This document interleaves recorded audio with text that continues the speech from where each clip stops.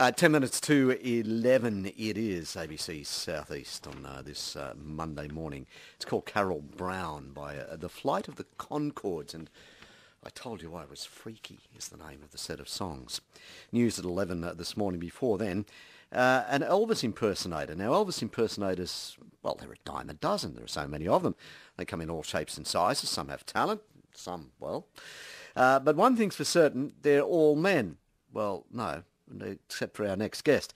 That's right, Jacqueline Felix is officially the world's only female Elvis impersonator. And Jacqueline joins us this morning. Jacqueline, good morning. Good morning. How are you? Well, thank you. Tell me, how do you know that you're the one and only? Actually, I'm not the one and only, but I'm the only one that sort of competes with the men and, sort of rolls the sleeves up and goes around the world. And, I sort of do a whole lot of shows, and I've been lucky enough to be accepted to perform at Graceland itself. So I'm the only one that does that. But there are other females doing it, which is fantastic. So you've performed at Graceland, or about to, or what's the story there? Yes, I've done it 3 years in a row. Fantastic. From 2006 until 2009. I've had a couple of years break, and now I'm going back in August this year. Tell us how that came about. Well, it's a big honour. They set up a big stage during Elvis Week in Memphis, and of course it coincides with the anniversary of his passing. This year it's a big one. It's number 35 already, which is amazing to think. And the corporation, the company that owns, Elvis and everything about him, puts on a big festivity, and they, if you are lucky enough to be asked to sing there during this huge thing, then it's just the biggest honour I guess anyone in the Elvis world could have bestowed on them. What's that experience been like for you? Oh, the whole thing's been amazing, actually. I started off with an idea because before anything else, I'm an obsessed Elvis fan, and I believe that I'm here to sort of spread his magic and keep his memory alive. And so, really, the whole thing's been surreal from beginning to now. I can't even put it into words, but amazing. So, you say, where did the idea come from where you thought, well, look, I'll be an Elvis impersonator? Because you would have thought, many people say, well, come on, no, Elvis it's got to be a bloke. Yes, and I got a lot of that. Nobody was interested in my idea when I first originally came up with it. And everybody sort of said to me, "You're crazy. He's a man. You're a woman, and also he's a legend. And you've got to be that good to be able to do it." So it's that those words forced me to find something deep within myself and just try. And I've been trying ever since. And not to say that I'm anything like him. I wish I had even a millionth of his talent, but I don't know, me along with many other people who do Elvis sort of believe that they're put here for a reason, and that's to keep his memory alive and keep his music in the charts, and any way you can.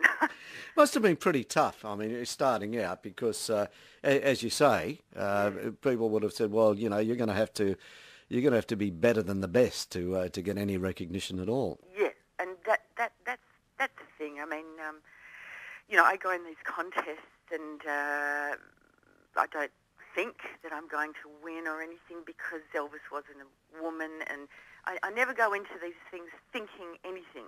That I just do it because I do it because I love him and I'm passionate about it.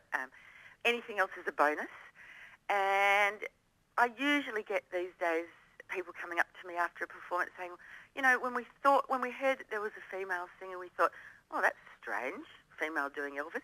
And then they said, but after we saw the performance, we get it and we think it's amazing. Yeah. And I get that a lot. So maybe I'm doing something right. I hope so. When you sing, what do you try and do? Do you try and sound like Elvis, or do you just do your own thing? I don't try to do that. However, I do sing in his key, and I do have a deep voice, and I like to wear the costumes, but I'm not somebody that wants to try and be Elvis. I'm not trying to be him. I don't slap on the sideburns and a wig and all that.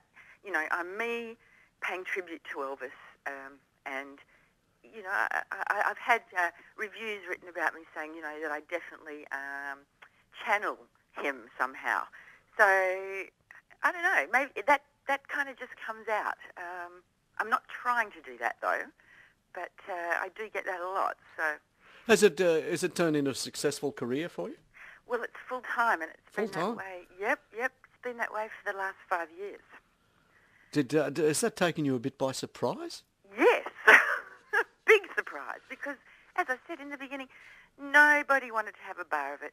Yeah. I literally, you know, had a suit made by somebody that makes suits for the gay and lesbian Mardi Gras in Sydney, and I sort of got my little boombox and a few backing tracks, and I literally knocked on doors to just give me a go for free. That's how I started, and actually the first place that gave me a go was Petersham RSL. I did a New Year's Eve, and I reckon that got the ball rolling. Yeah, you say you've been to Graceland. You've had the honour of performing there. What, 3 times now? Yep, three Three times. times? This will be my 4th. Yep. Your 4th. Where else has it taken you?